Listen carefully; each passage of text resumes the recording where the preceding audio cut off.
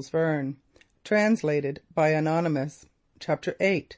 Yes, just like Jupiter. Since that memorable meeting in honour of Michel Ardan, the Honourable J.T. Maston had talked and thought of nothing else but the changing of the axis of the earth. He had studied the subject as much as possible and found out all the facts and figures about it. As the problem had been solved by this eminent calculator, a new axis was going to take place of the old one upon which the earth was now turning, and the world would otherwise remain the same. In the scheme it would be possible for the climate around the North Pole to become exactly the same as that of Trondhjem in Norway in the spring. Naturally, then, the large amount of ice would melt under the ardent sun. At the same time, the climates would be distributed over our sphere like those now on the surface of Jupiter. In other words, the new formed society of Barbicane was going to change everything at present on the surface of the earth. And the creation of this new axis was possible just as soon as the platform of which Archimedes had dreamed and the lever imagined by J.T. Maston were at the disposal of these courageous engineers. And as they had decided to make a secret of their invention until a future time, people could not do anything else but make their own figures. This was what all the papers did, calling on the most scientific persons and learning as well something from the most ignorant persons.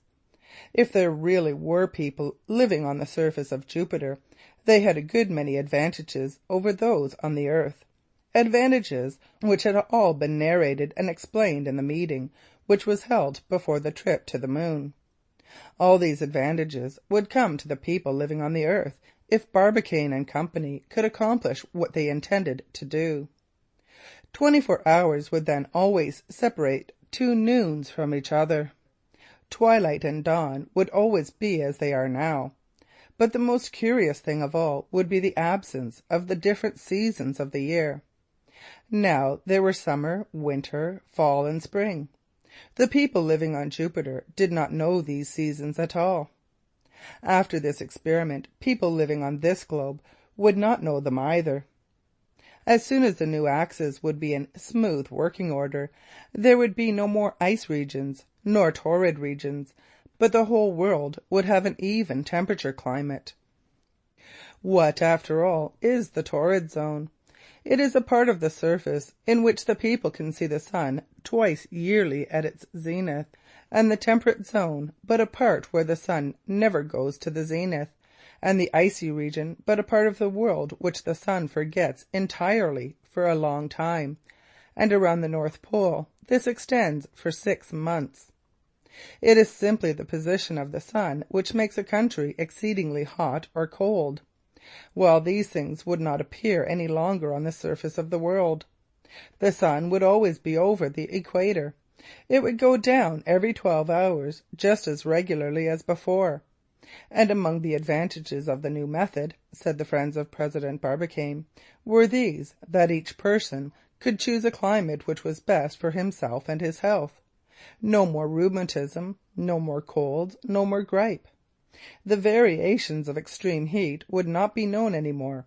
In short, Barbicane and Company were going to change fixtures which had existed ever since the world was in existence. Certainly the observer would lose a few stars and things which he perhaps liked to look at now, and the poet would not have any longer his dreamy nights, etc.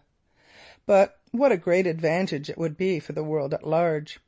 And, said certain journals, the products of the ground can be regulated so that agriculturists can give to each sort of plant life the temperature which suits it most.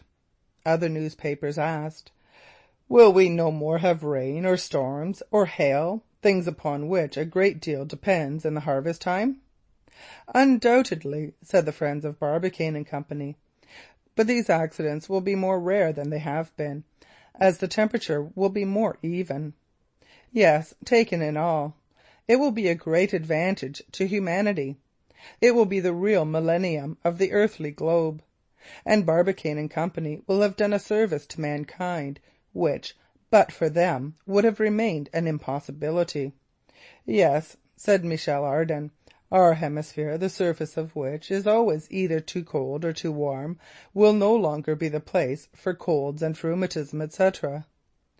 A New York paper of December 27th printed the following article: Honour to President Barbicane.